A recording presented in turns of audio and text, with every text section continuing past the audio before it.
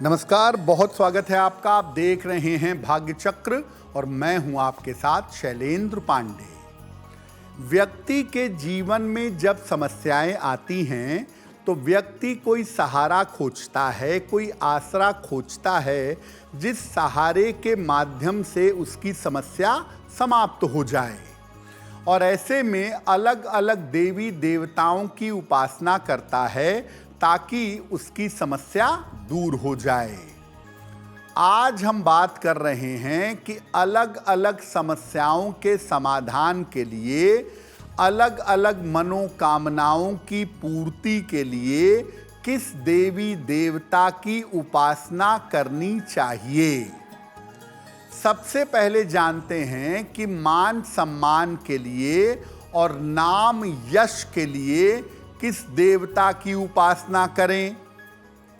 मान सम्मान के लिए, नाम और यश के लिए सूर्य देव की उपासना सर्वोत्तम होती है। ये आपको नाम और यश भी देते हैं और आपका सम्मान बढ़ाते हैं। कैसे उपासना करेंगे?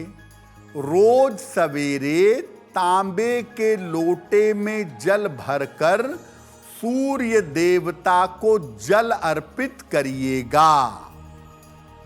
जल में जरा सी रोली मिला लीजिएगा।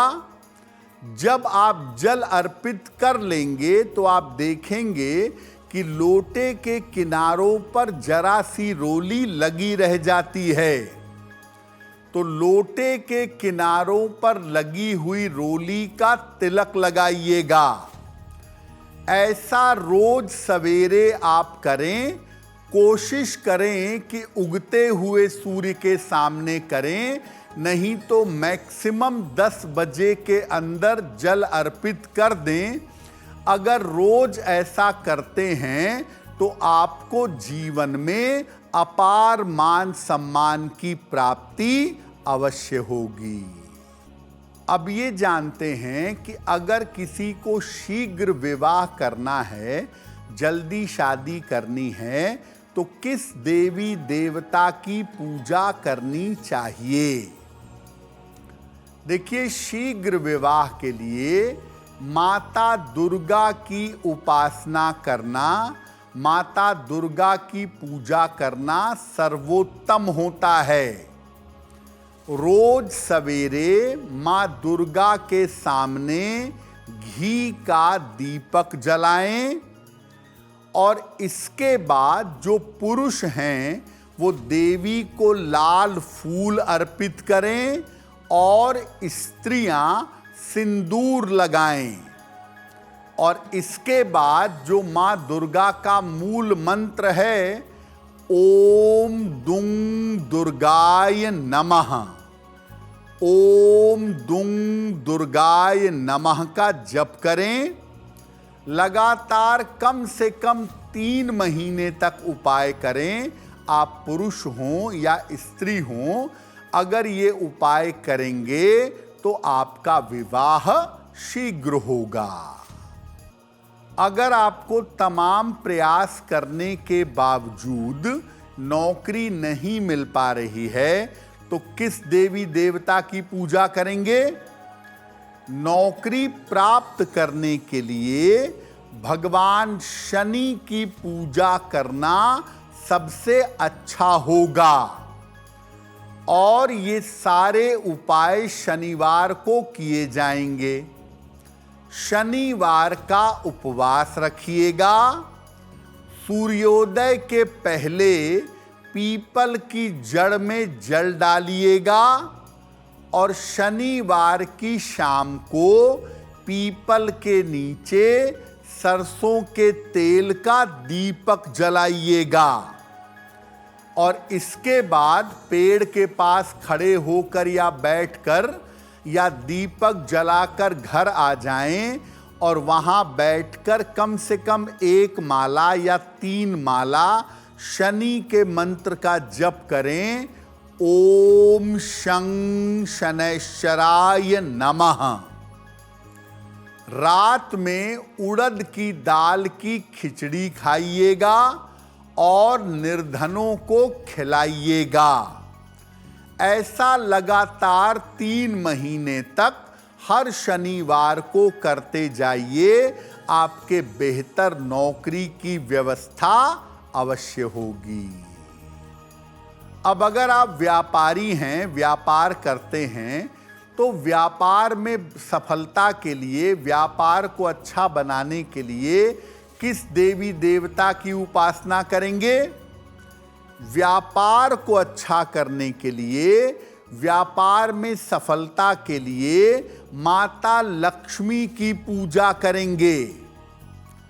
किसी भी शुक्रवार को या पूर्णिमा को कारोबार के स्थान पर गुलाबी फूल पर बैठी हुई मां लक्ष्मी की स्थापना करिएगा।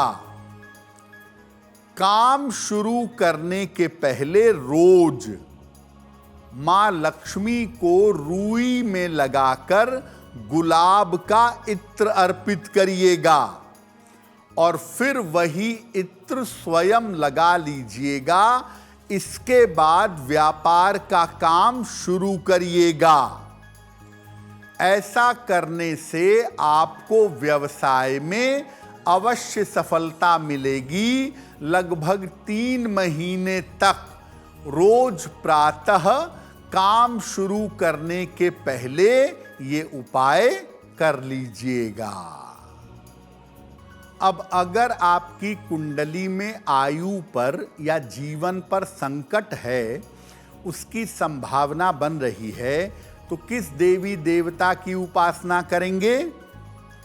आयु की रक्षा के लिए शिव जी की उपासना करना सबसे ज्यादा उत्तम होता है, सबसे ज्यादा अच्छा होता है। रोज सवेरे शिवलिंग पर जरा सा पंचामृत अर्पित करें और उनको जल चढ़ाएं, और जल चढ़ाने के बाद मंदिर में खड़े होकर या बैठ करके ओम जूं सह माम पालय पालय, ओम जूं सह माम पालय पालय, इस मंत्र का 108 बार जप करिए।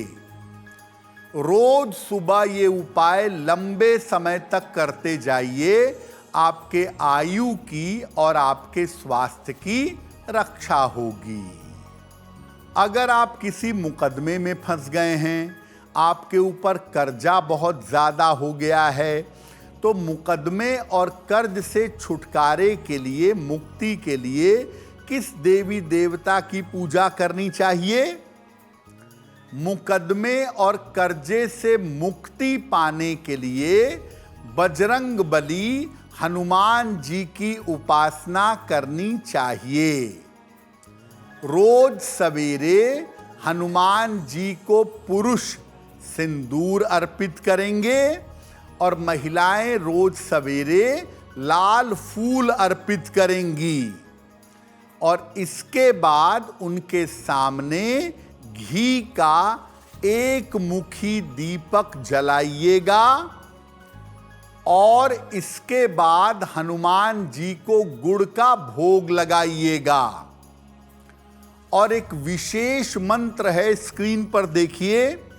मंत्र है ओम नमो भगवते आंजनेयाय महाबलाय स्वाहा।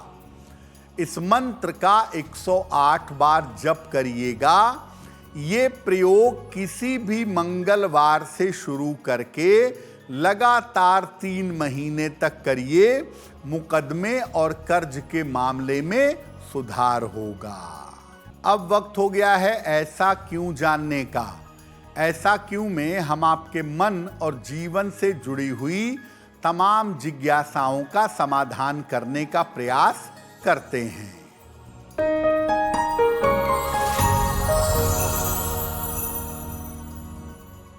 लोगों का कहना है कि मंगलवार के दिन कर्ज नहीं लेना चाहिए। ऐसा क्यों?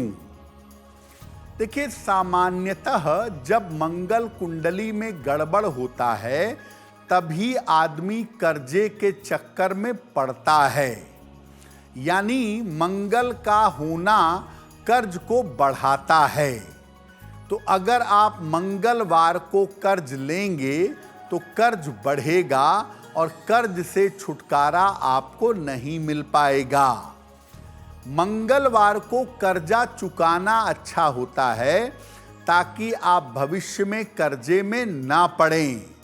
लेकिन अगर कर्ज लेना चाहते हैं तो मंगलवार की बजाय बुधवार को कर्ज लेना, सोमवार को कर्ज लेना, शुक्रवार को कर्ज लेना ज़्यादा बेहतर होता है। अगर आप मुझसे जुड़ करके अपनी समस्याओं का समाधान चाहते हैं और चाहते हैं कि आपकी समस्याओं को ज्योतिष के माध्यम से सुलझाया जाए तो आप हमसे संपर्क कर सकते हैं, जुड़ सकते हैं एस्ट्रो तक पर।